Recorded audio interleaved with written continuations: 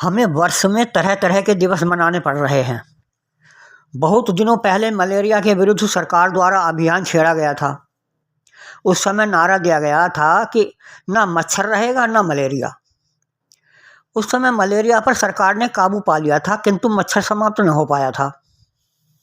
तो कहा गया कि मच्छर तो रहेंगे किंतु मलेरिया नहीं।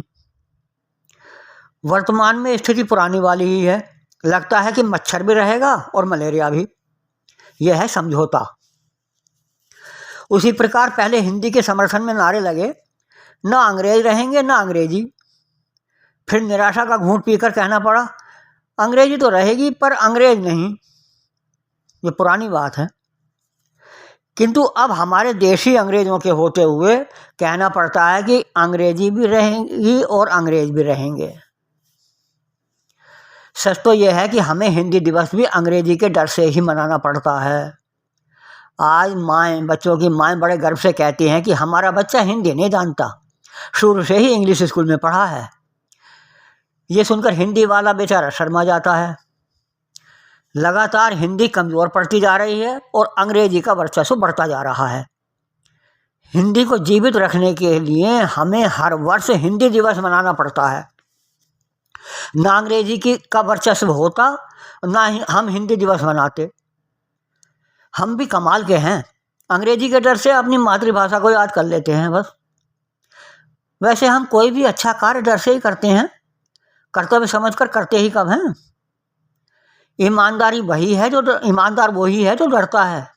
बेईमान को डरपोक कहना कुछ वैसे ही है जैसे कुछ वर्षों पहले आतंकियों द्वारा हमारे देश में सामूहिक हत्याएं कर देने पर सरकार द्वारा कहा जाता था कि यह कायराना हरकत है। यदि हम कर्तव्यों का निर्वहन करना सीख जाएं तो सभी दिवस वास्तव में दिवस हो जाएं। कोई भी दिवस विशेष रूप से याद न दिलाना पड़े। आज महिलाओं के साथ दुराचार बढ़ रहा है, इसलिए हमें महिला दिवस मनाना पड़ता है। शिक्षकों का सम्मान समाप्ति की ओर है, इसलिए शिक्षक दिवस मनाना पड़ता है।